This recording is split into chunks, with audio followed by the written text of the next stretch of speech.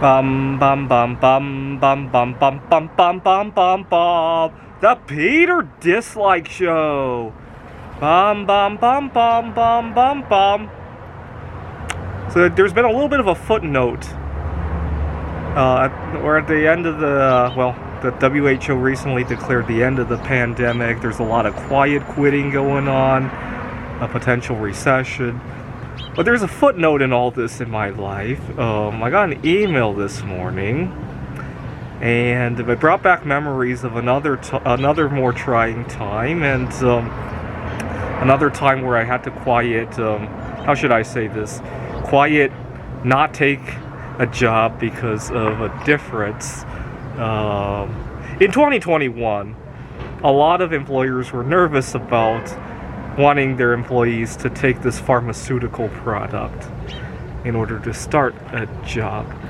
And I didn't cave, obviously. And I think part of the reason I was able to not cave, a lot of my colleagues had to cave, was that I didn't have anybody to take care of. I'm single, don't have children and all that. So when I got an email today, one of the places that I had quiet not joined, emails me again, and she made sure to point out that they no longer require this crap. And obviously I've moved on from Seattle, and in any event, I have reservations of joining a company that ever had such a thought in their mind, because who knows what's next, right? Maybe next there'll be a pandemic of mass shootings, and we need to take this drug to keep our minds from wanting to shoot people. I wouldn't be surprised if somebody comes up with something like that one day, that becomes mandatory. I really wouldn't. Who knows, right? It was just one that's why I don't even want to say the name of the drug that they required 2 years ago. It's just one of many, many possibilities that could come down the pike. But you know what? I don't have to deal with that because I don't have anybody to support. If I have to live out of my car for some time, if I have to pick my own food, I have done that before, by the way. That's fine.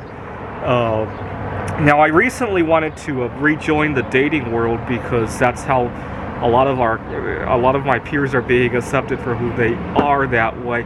But I discovered how expensive it was. You gotta understand, Phoenix is geographically big. So any date that you potentially want to go on, you gotta meet up with somebody 20 miles away. When I put in the GPS the other day to go see somebody I met online, it says, go straight for 15 miles and then turn left. And when I heard 15 miles, it reminded me of another trying time in history where people went 15 miles on the Erie Canal, right? So I started singing about how to be accepted at work, I had to go 15 miles down the mega highway. And I'll finish up the song with a few more lines, and I'll sing it for you guys at some point. Unfortunately, it's really a no-win situation. But the email I got this morning kind of became a reminder of why politicians want us to be married. We're much more easily controlled if we have somebody to take care of, right? The last thing politicians want us to have is free will to live our lives the way we want to live, right? And to have mobility with these kind of decisions, right?